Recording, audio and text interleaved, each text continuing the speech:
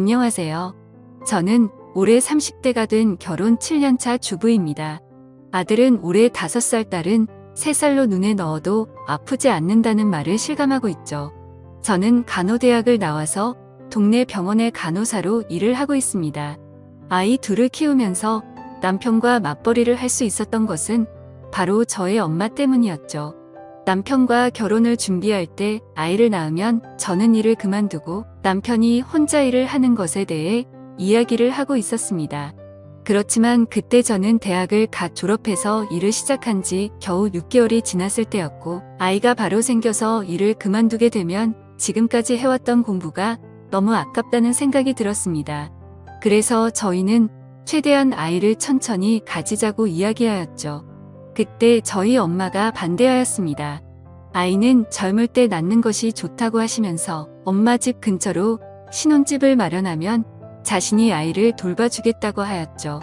저도 그렇고 남편도 그렇고 엄마가 아이를 돌봐주면 그것만큼 마음이 편한 일이 없잖아요. 그래서 원래 제가 살던 곳에 신혼집을 장만하고 저희는 결혼을 하였습니다. 남편은 저보다 3살이 많은 직장인이었습니다. 우리는 친구의 소개로 만나서 1년 정도 연애하고 결혼을 하였지요. 남편의 아버지께서는 대학교 교수님이셨고 어머니는 일반 주부셨습니다. 대학교 교수가 돈을 얼마나 잘 버는지는 모르겠지만 그래도 꽤 풍족하게 자란 것 같았죠. 저희 결혼할 때도 시아버지께서 많이 신경을 써주셔서 신혼집도 장만하고 그랬거든요. 제 남편에게는 형이 한 분 있었는데 남편보다 2살이 많았습니다. 그런데 남편과는 아주 반대 성격의 사람이었죠. 남편은 공대를 나와서 졸업하고 바로 회사에 취직한 케이스였죠. 그리고 누가 봐도 성실하고 공부 잘하는 스타일이었습니다.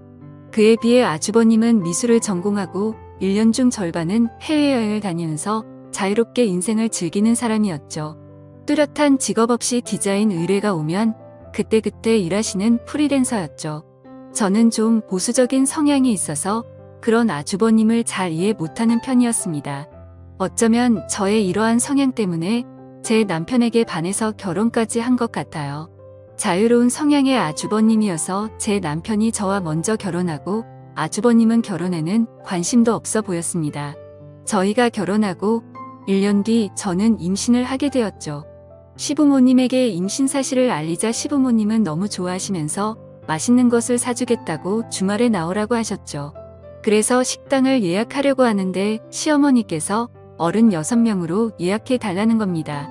제가 의아해서 왜 6명인지 물어보자 시어머니는 아주버님이 여자친구를 데리고 와서 가족들에게 인사를 시키겠다고 하였습니다. 남편은 그 말을 듣고 많이 놀라며 말했습니다. 지금까지 형이 10명 넘게 여자 만났는데 부모님한테 처음으로 인사시키는 거야. 이거 왠지 결혼 생각도 있어 보이는데. 그래, 그러면 잘 된 거지.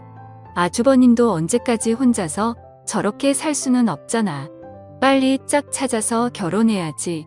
주말이 되었고 저희 식구는 식당에 모였습니다. 시부모님은 저에게 수고했다면서 몸조심하라고 격려도 해주시고 기분이 너무 좋아 보이셨습니다. 그때 아주버님이 여자친구와 함께 식당으로 들어왔습니다. 그런데 아주버님의 여자친구를 보자마자 저는 너무 놀라고 말았죠. 그 여자친구는 바로 저의 대학교 동기였습니다. 저랑 그렇게 친하지는 않았지만 서로 얼굴은 아는 사이였죠. 저 같은 경우는 학생을 더하고 학교 생활을 좀 활발하게 한 편이었고 아주버님의 여자친구는 학교 활동도 잘 안 하는 조용한 학생이었습니다. 그런데 키도 크고 좀 마른 편이고 얼굴도 하얗고 예쁘기 때문에 아르바이트로 쇼핑몰 모델도 한다는 소문이 있었습니다. 저는 이런 자리에서 그 친구를 만날 거라는 생각을 하지도 못했었는데 세상 참 좁다는 생각이 들었습니다. 아주버님이 여자친구를 데리고 와서 저에게 인사를 시키는데 그 친구도 저를 알아보고 반갑게 인사를 하더군요. 솔직히 그렇게 반갑지는 않았지만 저도 매우 반가운 척 인사를 했습니다. 그런데 원래는 제 임신을 축하하기 위해서 모인 자리였는데 순식간에 아주버님의 여자친구를 인사시키는 자리로 바뀌어버린 것이 좀 서운해졌죠. 키를 내지 않기 위해 무진장 애를 써서 사람들은 몰랐겠죠. 인사를 했습니다. 저도 제가 마음이 임신으로 왔다는 것은 인정합니다. 그럼에도 서운한 마음이 드는 것은 제가 어떻게 할 수 없는 일이었습니다. 그리고 저보다는 제 뱃속에 있는 아이가 잊혀진 것 같아 더 서운한 느낌이 들었죠. 집으로 돌아가서 저는 대학교 친구에게 전화를 했습니다. 그리고 식당에서 있었던 일을 이야기했죠. 친구는 놀라면서 말했습니다. 걔 있잖아. 남자 소문 엄청 안 좋잖아. 진짜 난 모르는데 학교에서 만나는 사람 없었던 걸로 아는데 학교에서는 없었지. 그런데 걔 쇼핑몰 모델 했었잖아. 그러면서 유부남 사진 기사랑 바람도 났었다고 그러고 남자 모델들하고 엄청 만나고 다녔대. 그리고 홍대 클럽 가면 걔 모르는 사람 없다고 그러더라. 이내 아주버님한테 조심하시라고 전해드려. 저는 친구의 말을 듣자 예전 학교에 떠돌던 소문들이 기억났습니다. 어떤 교수와 사귄다는 소문도 있었고 같은 대학교 운동선수랑 사귄다는 소문도 있었죠. 저는 아주버님이랑 그 친구랑 사귀는 것이 솔직히 말해서 싫었습니다. 제가 아주버님 일에 왈가왈부할 것은 아니지만 그래도 남편의 형님인데 그런 소문 안 좋은 여자를 만난다는 것이 마음에 걸렸죠. 고정이 되었고 저희는 시댁에 갔습니다. 시댁에 도착하니 아주버님과 그 친구가 와 있었습니다. 그 친구는 어머니를 도와서 전을 부치고 있었죠. 제가 일을 도와드리려고 하자 시어머니께서는 임신한 사람은 일하지 말고 쉬라고 하셨습니다. 그러면서 저 대신 남편을 불러서 음식하는 것을 도우라고 하셨습니다. 저는 식탁에 앉아 계신 아주버님 옆에 앉아서 이런저런 이야기를 하였습니다. 제가 아주버님에게 물어보았습니다. 아주버님, 여자친구는 어떻게 만났어요? 제가 이번에 태국으로 혼자 여행을 갔었는데 여자친구도 혼자서 여행을 왔더라고요. 그래서 같이 밥 먹고 관광도 같이 다니다가 사귀게 되었죠. 와, 여행 가서 만나다니 로맨틱하네요. 이런 말하면 팔불줄 같지만 여자친구가 좀 예쁘잖아요. 그래서 제가 열심히 쫓아다닌 거죠. 맞아요. 대학교 때도 예쁘다고 남자들이 끊이지 않는다고 그러더라고요. 그러자 아주버님은 의미 있는 표정으로 저에게 물었습니다. 그래요, 대학교 때 인기 많았어요. 그게 저랑은 그렇게 안 친해서 잘은 모르거든요. 그런데 교수님이랑 사귄다는 소문도 있었고 쇼핑몰 모델하면서 모델들이랑 만난다는 소문도 있었고요. 그리고 홈 백클럽에서도 유명하다는 소문도 있었고요. 그러자 아주버님은 웃으면서 말했습니다. 그렇게 인기 많은 애가 내 여자친구라니 기분 좋은데요. 저는 제 귀를 의심했습니다. 아니, 남자 소문이 안 좋았다고 귀뜸을 해줬는데 그걸 인기 많은 여자 만났다고 좋아하다니 제 기준으로는 이해가 되지 않았습니다. 잠시 후 온 가족들이 둘러앉아 저녁을 먹고 있는데 아주버님이 웃으며 그 친구에게 말했습니다. 더 대학교 때 남자들한테 완전 인기 많았다면서? 그러자 그 친구는 어쩔 줄 몰라 하면서 말했죠. 아니야, 나 그런 적 없어. 그게 부끄러워할 일이야? 자랑스러워할 일이지. 내 여자친구가 예쁘다는 모든 남자들이 인정한다는 소리잖아. 난 기분이 좋은데? 그러면서 허탕하게 붙는 것이었죠. 그리고 시부모님에게 그 친구와 결혼을 하겠다고 말하는 것이었습니다. 그러자 저를 제외한 모든 가족들이 격하게 축하를 해주었습니다. 특히 시어머니께서 많이 좋아하셨죠. 자신은 아주버님이 평생 결혼 같은 거 안 할 줄 알았다고 하시면서 그 친구의 손을 잡으시고는 계속 고맙다고 하였습니다. 저는 그 친구에게 악한 감정이 있는 것은 아니었지만 대학교 때 소문이 너무 안 좋아서 아주버님이 걱정되었습니다. 집에 돌아오는 길에 남편에게 제 심정을 이야기했습니다. 그러자 남편은 아주버님이 생각 없이 사는 것처럼 보여도 똑똑한 사람이라고 하면서 걱정하지 말라고 하였습니다. 저 역시도 제가 반대한다고 해서 이 결혼이 취소될 거라고는 절대 생각하지 않았습니다. 다만 마음 어디 한 군데가 계속 찜찜한 기분이었죠. 아주버님과 그 친구는 결국 결혼을 하였고 그리고 한 달 뒤에 저는 출산을 하였고 산후조리와 육아 때문에 아주버님과 형님을 만날 겨를을 없었습니다. 하루는 엄마가 아이를 봐주신다고 하면서 오랜만에 밖에 나가서 친구들과 밥이라도 먹고 오라고 하였죠. 그래서 정말 오랜만에 근처 쇼핑몰로 가서 친구들과 점심을 먹고 커피를 한잔하고 있었습니다. 그런데 낯익은 실루엣이 보였습니다. 바로 제 형님이었습니다. 한껏 멋을 내고 어디론가 가는 모습이었죠. 저는 아주버님을 만나러 가나 생각하고 있었는데 어느 젊은 남자를 만나는 것이었습니다. 그리고 함께 레스토랑으로 들어갔습니다. 그리고 며칠 후 저희 시댁 식구들이 다 모일 일이 있어서 남편과 시댁으로 갔습니다. 다들 모여서 이야기를 하고 있다가 제가 형님에게 물었습니다. 얼마 전에 쇼핑몰 오지 않았어요? 그러자 형님은 아무렇지 않게 말을 했습니다. 네, 약속 있어서 갔었어요. 그런데 그걸 어떻게 알았어요? 아니, 저도 친구랑 약속 있어서 갔었는데 형님이랑 비슷하게 생긴 사람을 봐서요. 아, 그랬구나. 봤으면 인사하시지 그랬어요. 그게 너무 멀어서 확실하지도 않았고 괜히 모르는 사람이면 어쩌나 싶어서요. 그런데 그렇게 입으니까 진짜 처녀 같았어요. 그래요, 고마워요. 오랜만에 옛날에 입었던 옷 좀 꺼내서 입어봤어요. 저는 아주버님에게 말했습니다. 아주버님은 조심해야겠어요. 쇼핑몰에서 형님 봤는데 너무 젊고 예쁘게 하고 다녀서 젊은 남자들이 연락처 달라고 막 쫓아올 것 같다니까요. 저는 거기서 젊은 남자를 만났던 형님을 믿고는 것이었는데 아주버님은 크게 웃으면서 말했습니다. 그러니까요, 이거 혼인신고서라도 코팅해서 목걸이로 걸어줘야겠어요. 그래야 안심이 되지. 하하, 안녕하세요. 저는 올해 30대가 되어 저는 아주버님의 아무렇지도 않은 듯한 반응에 또 놀라고 말했습니다. 저는 좀 더 강하게 말하였습니다. 형님, 그런데 그 사람 누구예요? 잘생겼던데? 제 말을 들은 아주버님이 형님에게 물었습니다. 뭐야, 그날 가서 남자 만났어? 그러자 형님은 당당하게 말했습니다. 친한 동생이 이번에 취직했다고 맛있는 거 사주겠다고 해서 나갔었어. 그러자 아주버님은 형님에게 말했습니다. 그래서 맛있는 건 왕창 얻어먹고 왔어. 당연하지, 그날 배 터지게 먹고 왔어. 잘했어. 저는 두 사람의 대화를 듣고 좀 어이가 없었습니다. 아주버님에게 누구 만나는지 말도 안 하고 나가서 젊은 남자를 만나고 왔는데 그걸 또 아무렇지도 않게 넘어가는 아주버님도 이해가 안 갔습니다. 명절 때 시댁에 다들 모여서 식사를 하던 중에 과거 형님이 쇼핑몰 모델이었다는 이야기를 제가 했었습니다.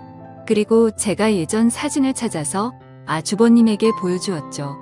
예전 사진 중에는 노출이 좀 있는 사진도 있었고 남자 모델들과 찍은 사진도 있었죠.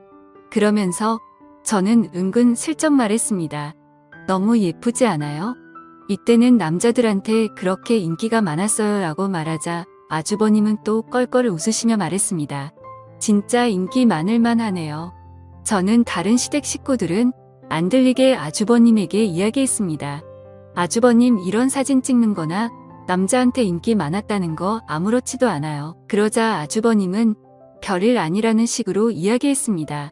어렸을 때 이 사람 저 사람 만나봐 야지 나중에 실수하지 않는 거라고 생각해요. 그리고 대학교 때 면접 만나기 전이잖아요. 저랑 만나고 나서 잘하면 됐지 이전에 어땠는지는 별로 신경 안 써요. 저는 그날 이후로는 아주버님과 형님에 대해서 아무 말도 하지 않았습니다. 아주버님이 저렇게 생각하는데 제가 말을 꺼내봤자 무슨 의미가 있게 그렇지만 형님의 과거가 신경 쓰이는 것은 어쩔 수 없었습니다. 오지랖이라고 할 수도 있겠지만 아주버님도 가족인데 신경 안 쓰는 것도 도리가 아닌 것 같았고 그냥 혼자서 스트레스 받으며 지내고 있었죠. 그러던 중 시어머니께서 교통사고로 갑작스럽게 돌아가시고 말았습니다.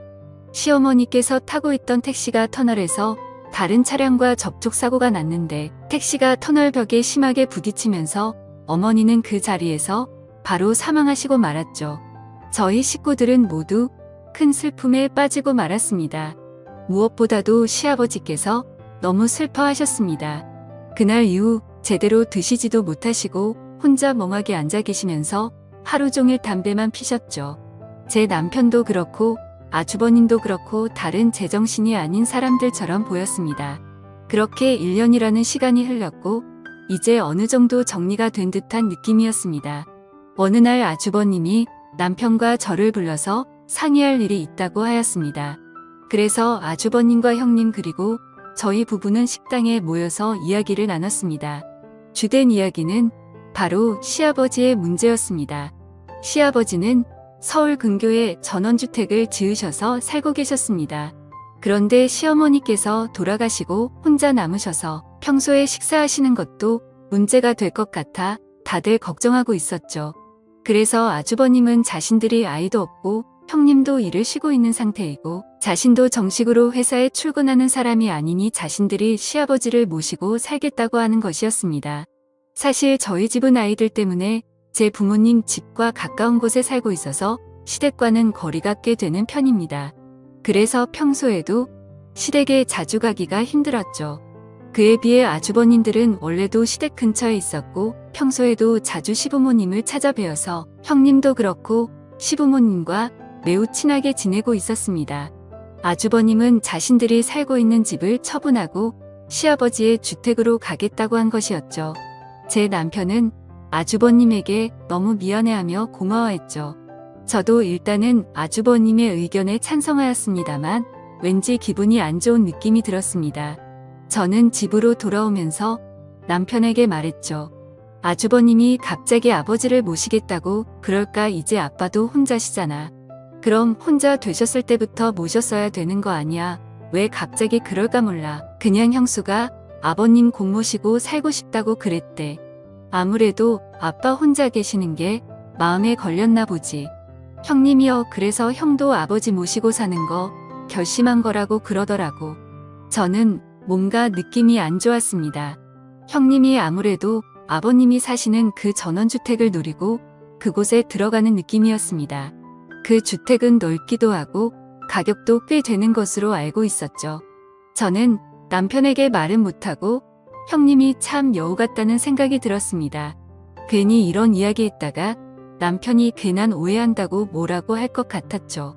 솔직히 저희는 그 전원주택 없어도 사는데 아무 지장도 없고 그리고 지금까지 욕심을 내본 적도 없습니다. 그런데 사람이 참 감사한 게 형님이 그 주택을 노린다는 생각이 들자 저도 갑자기 그 주택에 사심이 욕심이 생기더라고요. 저는 집으로 돌아와서도 계속 욕심을 내지 말자 다짐했습니다. 그래 형님이 아버님을 모시고 사는 것만으로도 충분히 집값 하는 거야. 그러니까 이해하자. 하지만 마음은 그렇지 않았죠.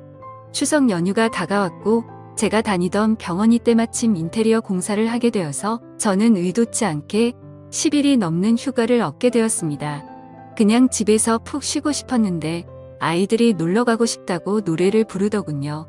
그래서 이번에 시아버지 댁에 며칠간이 있을 결심을 했습니다. 아주버님과 형님 사이에는 아직 아이가 없었고 저희는 아이가 둘이나 있었죠. 그리고 시아버지께서는 저희 아이들만 보면 뒤로 넘어갈 정도로 아끼고 좋아하셨습니다. 생각해보니 형님은 시아버지와 함께 살며 이쁨도 받고 서로 친하게 지낼 텐데 왠지 우리 아이들이랑 저만 소외당할 것만 같은 생각도 좀 들었죠. 저는 남편에게 제 생각을 이야기하니 남편도 흔쾌히 허락해 주었습니다. 그리고 남편은 지금 아주버님께서는 일 때문에 외국에 잠깐 나가 있는 상태라 아버님이 더 허전해 하실 거라면서 아이들이 가면 좋아하실 거라고 말했죠. 저는 짐을 챙겨 아이들과 시아버지 댁으로 갔죠. 저희가 가자 시아버지와 형님은 너무 좋아하더라고요. 아이들도 시골의 좋은 공기를 마시면서 마당에서 시아버지와 함께 놀며 즐거운 시간을 보냈습니다. 저는 옆에 형님이 있는 것을 보고 형님 시골에 온 지도 이제 2년째인데 어때요? 살만해요? 네, 좋아요. 공기도 좋고 여유롭고 그런데 좀 심심하지 않아요. 여기 보니까 근처에 아무것도 없던데 그렇게 심심할 겨를도 없어요. 집안일 하고 아버님 챙겨드리고 그러면 하루가 다 지나가 있어요. 그때 아이들과 함께 있던 시아버지께서 좀 피곤하신지 자리에 털썩 앉으셨습니다. 그러자 형님은 급하게 시아버지에게 달려갔고 시아버지를 부축하였습니다. 그리고 시아버지는 그런 형님이 고마운지 형님의 손을 꼭 잡고 일어나셔서 형님의 어깨를 토닥여 주셨죠. 저는 속으로 두 사람이 함께 살면서 많이 친해졌구나 하고 생각했습니다. 그날 밤 저는 아이들과 함께 있다가 초저녁에 잠이 들었습니다. 그래서 밤 10시쯤에 눈을 떴습니다. 다들 잠을 자는 집 밖은 조용했지요. 저는 물을 마시려고 거실로 나왔는데 시아버지 방에서 이상한 소리가 들리는 것이었습니다. 저는 시아버지 방문에 귀를 가까이 가져갔습니다. 그러자 시아버지의 거친 숨소리가 들려왔습니다. 저는 너무 놀라서 하마터면 들고 있던 물컵을 떨어뜨릴 뻔했죠. 저는 심호흡을 하고 다시 귀를 가까이 댔습니다. 분명 시아버지의 거친 숨소리가 들렸습니다. 정확하진 않아도 소리를 참는 듯한 소리였죠. 그리고 얼마 뒤 그 소리는 사라졌습니다. 그리고 뒤이어 들려오는 또 하나의 숨소리가 있었죠. 그것은 여성의 가는 한숨 소리였습니다. 그리고 여성의 목소리가 들렸습니다. 그 목소리는 바로 형님의 목소리였습니다. 아버님, 아무래도 동서랑 조카들이 와서 지금 시간에는 힘들 것 같아요. 내일부터는 1시간 정도 뒤에 올게요. 조금만 참으세요. 아셨죠? 그래, 우리 세아가 없었으면 어쩔 뻔했니? 아니에요. 제가 좋아서 이러는 건데요. 저는 그들의 대화를 듣고 심장이 떨어지는 듯한 느낌이었습니다. 그리고 달그락거리는 소리가 들려서 저는 얼른 아이들이 있는 방으로 들어왔습니다. 시아버지와 형님의 신음소리와 그들의 대화까지 저는 이 사실을 믿을 수 없었습니다. 저는 한 번 더 사실을 확인해야겠다는 생각이 들었죠. 다음 날 저는 아이들을 모두 재워놓고 저도 자겠다고 인사를 드리고 방으로 들어갔습니다. 그리고 저의 모든 신경은 거실로 향해 있었죠. 밖에서 인기척이 들리고 방문이 열리고 닫히는 소리가 들렸습니다. 저는 몰래 나와서 시아버지 방 앞에 서서 방문에 귀를 댔습니다. 그리고 그 안에서 어김없이 시아버지의 신음소리가 들렸죠. 이건 분명했습니다. 게다가 형님은 예전부터 남자 관계가 좋지 않았다는 소문이 많았죠. 아니 땐 굴뚝에 연기 나지 않는다는 옛말도 있었고 사람은 고쳐 쓰는 것이 아니라는 말도 생각이 났습니다. 그렇지만 아무리 남자가 궁해도 시아버지와 저런 관계를 맺다니 저는 너무나 큰 충격에 빠졌죠. 저는 마음을 단호하게 먹고 형님에게 따지기로 마음먹었습니다. 저는 식탁에 앉아서 형님이 나오기를 기다렸습니다. 잠시 뒤에 형님은 자그마한 가방을 들고 시아버지 방에서 나왔습니다. 그리고 식탁에 불이 켜져 있는 것을 보고는 화들짝 놀랐죠. 저는 형님에게 차갑게 말했습니다. 잠깐 저랑 말 좀 해요. 그러자 형님은 알겠다고 하면서 식탁에 앉았습니다. 저는 단도직입적으로 물었습니다. 이 야심한 밤에 아버님 방에서 뭐 하고 있었던 거예요? 형님은 아무 말도 못하고 고개를 숙였습니다. 저는 말을 이어갔습니다. 아니, 왜 아무 말도 못해요? 이러는 거 아주버님은 알고 계세요? 네, 그이는 알고 있죠. 그리고 그이가 부탁한 일이기도 하고요. 저는 그 말을 듣고 너무 놀랐습니다. 뭐라고요? 아주버님이 부탁을 했다고요? 아니 세상에 어떻게, 아마 도련님이었어도 그랬을 거예요. 그러니까 너무 뭐라고 하지 마세요. 저는 그 말이 더욱 어이가 없었습니다. 뭐라고요? 내 남편이어도 그랬다고요? 그러자 형님은 담담히 말했죠. 네. 동서도 나랑 같이 간호학과 나왔고 지금도 간호사로 일하고 있으니까 동서도 할 수 있는 일이죠. 저는 그 말을 듣고 좀 당황스러웠습니다. 그게 무슨 말이에요? 간호사랑 그거랑 무슨 상관이에요? 그러자 형님은 모든 사실을 털어놓았습니다. 사실 시어머님이 돌아가시고 아주버님께서 시아버지를 모시고 살고 싶어 냈는데 시아버님이 급구 사양해서 함께 살지 못했다고 합니다. 그 스트레스 때문인지 건강이 많이 안 좋아지시더니 결국엔 급성으로 당뇨병에 걸리셨고 인슐린 주사를 주기적으로 맞아야 한다고 하였죠. 시아버지께서는 저와 남편이 걱정할까봐 말을 안 하셨고 형님과 아주버님이 함께 살면서 시아버지를 돌보고 있었던 것이었습니다. 저는 형님의 말을 듣고 이상한 생각을 한 제 자신이 너무 부끄러웠습니다. 저는 형님에게 오해해서 미안하다고 하며 제가 그동안 형님을 나쁘게 생각했었다고 고백을 했죠. 그러자 형님은 웃으며 말했습니다. 저도 제가 소문이 이상하게 난 거 알고 있어요. 그리고 동서가 저 별로 좋아하지 않는 것도 알고 있었고요. 그런데 언젠가 동서도 진실을 알겠지 하고 생각했어요. 동서, 저 그렇게 나쁜 사람 아니에요. 그리고 20살 때 처음 동서를 봤을 때부터 동서랑 친하게 지내고 싶었어요. 이제 10년이 훌쩍 지났지만 앞으로 친구처럼 지내요. 네, 저는 형님이 이렇게 마음이 넓은 사람인 줄 이제야 알게 되었습니다. 그리고 편협하게 형님을 생각했던 제 자신의 후회 있죠. 저는 형님에게 말했습니다. 네, 앞으로 우리 친하게 지내요.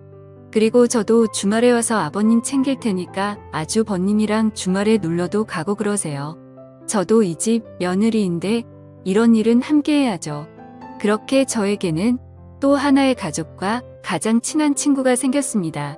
지금까지 제 사연을 들어주셔서 감사합니다.